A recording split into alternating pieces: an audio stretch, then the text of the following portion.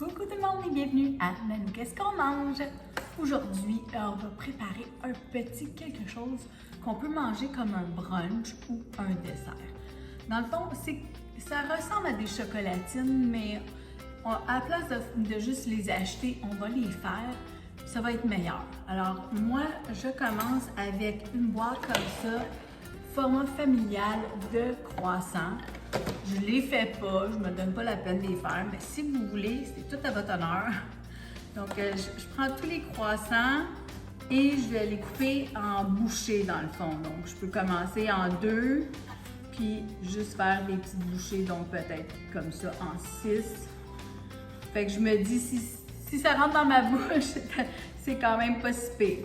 Donc, on va tout préparer nos croissants comme ça et on va les mettre dans un plat comme ça, 9 par 13. Donc, je vais juste ôter mon couvercle, je vais faire ça avant, qu'on va graisser. Donc, je mets de l'enduit à cuisson dans le fond, bien comme il faut sur les côtés aussi parce qu'on ne veut pas que rien colle.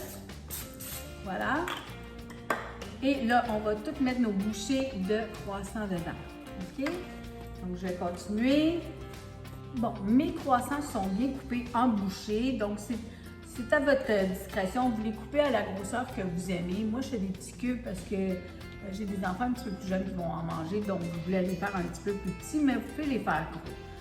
Bon, à ça, vous allez mettre, là, je vais l'écrire dans la recette, dans la description, parce que moi, j'ai des restants là, de pépites de chocolat, puis c'est pour ça que je me suis dit, je vais faire ça. Ils sont proches de la date d'expiration, donc on met des pépites de chocolat semi-sucrées parce qu'on veut pas que ça, si c'est trop au lait, là, ça va taper sur le cœur. Fait que les enfants vont les manger quand même, là. Quand vous achetez des chocolatines, c'est du chocolat semi-sucré aussi qu'il y a dedans. Donc, je mets le sachet au complet, dans le fond. Lui, les deux étaient déjà ouverts. Alors, je vais les mettre comme ça, là, puis je vais les brasser avec mes mains pour m'assurer qu'il y a du chocolat partout. Donc, ça va vraiment faire comme des chocolatines. Alors, comme ça. Et là, je ne sais pas si vous voyez à côté de moi, mais j'ai un petit restant de chocolat blanc. Puis, ça me tente de le passer dedans. C'est bon aussi. Alors, parce que là, je ne veux pas les perdre. Hein? C'est des chocolats qui ont des dates d'expiration, hein, les chocolats. Alors. Bon, fait que j'avais utilisé ça dans le temps de février, là, je pense Pâques, là, puis Saint-Valentin. Donc. Voilà. Je vais les mettre un petit peu partout.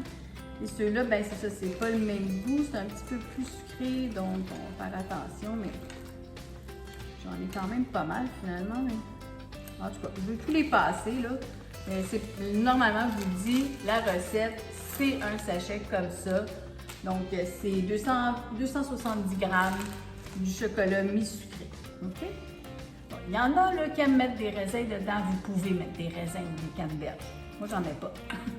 Moi, j'aime ça comme ça, puis mes enfants aussi, donc je veux que les enfants en mangent. Alors là, on va tasser ça de côté et on va faire ce qu'on met sur le dessus, dans le fond. Alors, je commence avec 5 cocos. Donc, ça ressemble un peu à de la pouding au pain, les gens vont dire.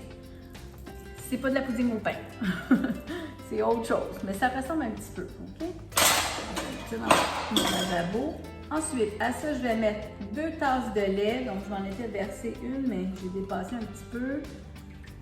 Donc, ça, c'est presque un équart. Donc, je vais en mettre un petit peu moins qu'une. Voilà. Ça coule trop vite. Et je fais des dégâts. Voilà. C'est pas grave. De la vanille. Donc, j'en mets à l'œil, là. C'est de l'essence de vanille. C'est pas de la vanille pure. Si c'est de la vanille pure, vous faites plus attention.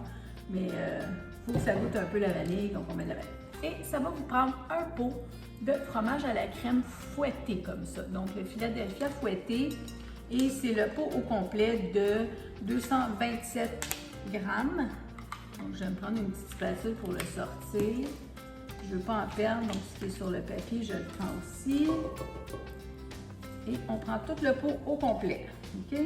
Bon, vous pouvez prendre du fromage à la crème normal, là, en briques. Mais moi, normalement, je fais la recette avec celui qui est fouetté. C'est un petit peu plus léger, donc c'est moins gras, peut-être.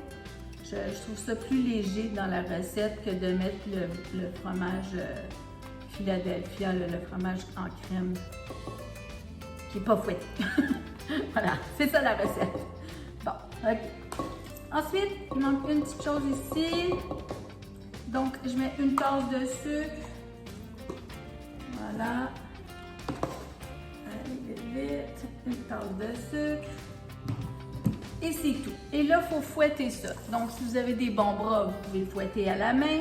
Si vous êtes comme moi, ben, vous allez prendre une mixette ou un petit mélangeur et vous allez le mélanger. Donc, c'est ce que je vais faire. Ça va vite. Voilà. Et on va mélanger ça. OK.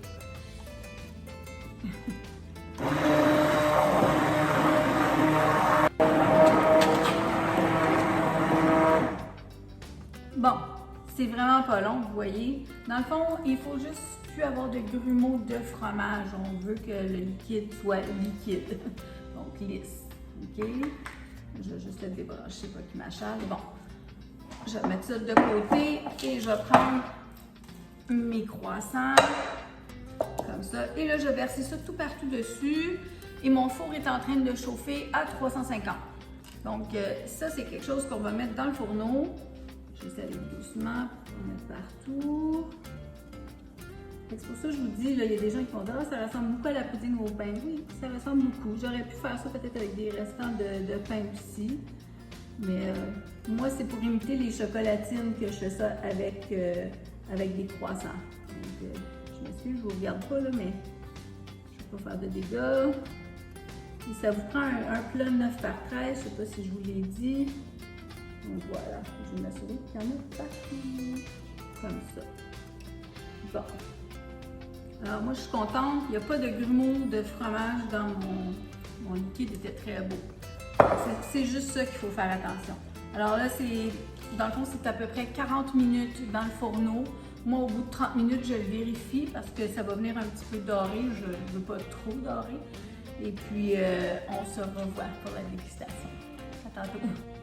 Alors, c'était mon dessert de croissant avec des Chip-Its. C'est la petite garniture que je fais avec du Philadelphia fouetté, donc du fromage à la crème fouetté.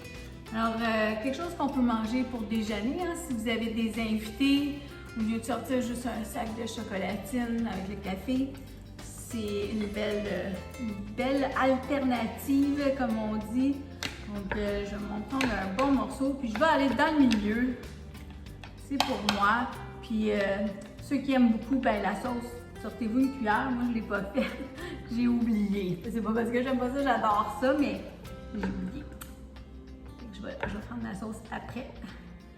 Voilà. Plein de chocolat. Ça sent bon dans la maison. Regardez là. Donc, c'est quasiment meilleur qu'une chocolatine, je vais vous dire. Là. La belle petite sauce. J'en ai échappé un peu, fait que je vais m'en rajouter. Voilà. Tant qu'à manger. C'est cochon. Donc, OK. Fait que moi, en tout cas, servir ça aux gens. Pourquoi pas l'enjoliver un petit peu avec du sucre en poudre. Donc, du sucre à glaçage, comme on dit. Donc, j'en mettrai juste un peu comme ça tout partout. Voilà. Ah, c'est-tu beau, hein? Un beau dessert! Bon, voilà. Donc, essayez ça, vous m'en donnerez des nouvelles, OK? Ça va être bon. C'est encore tiède. Santé tout le monde! Tellement bon!